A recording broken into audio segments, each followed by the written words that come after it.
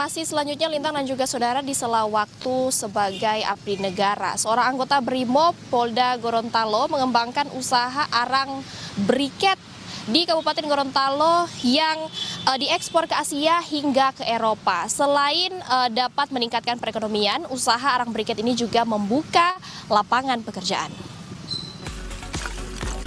Berawal di tahun 2015, seorang anggota Brimob Polda Gorontalo, Ibda Arifin Mahajani, membuat usaha arang briket di Kabupaten Gorontalo.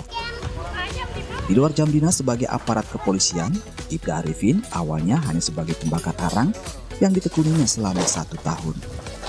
Ia kemudian mengembangkan usaha briket ini.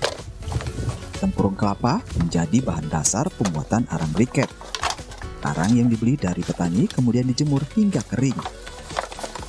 Setelah kering, tempurung kelapa kemudian dibakar, namun proses pembakarannya perlu kehati-hatian.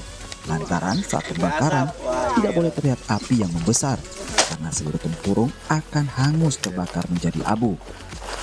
Dari proses pembakaran ini menghasilkan 2 jenis arang, yakni arang karbon dan arang briket. Arang karbon biasa digunakan untuk penjernihan air dan pertambangan. Sementara arang briket banyak digunakan untuk pembakaran yang tidak mengeluarkan asap.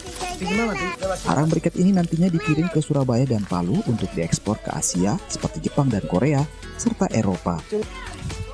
Permintaan arang briket ini meningkat terutama jelang musim dingin di Eropa.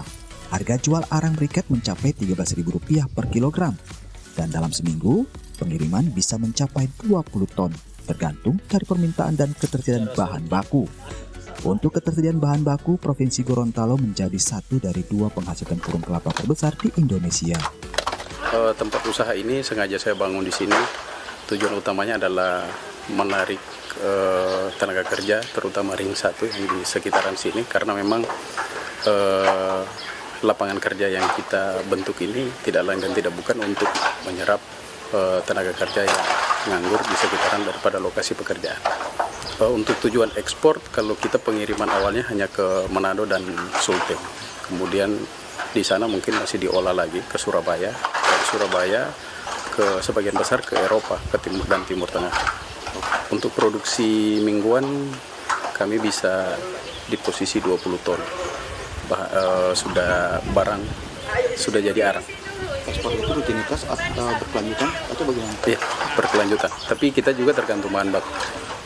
Karena fluktuatif, tergantung harga kopra. Kalau kopranya agak mahal akan berpengaruh terhadap bahan baku yang masuk, karena akan banyak orang yang menjual dalam bentuk tempurung. Kalau misalnya dia kopranya turun, kemudian harga kelapa di pabrik kelapa bijinya mahal, orang lebih baik masuk ke pabrik, jadi untuk bahan baku akan berkurang.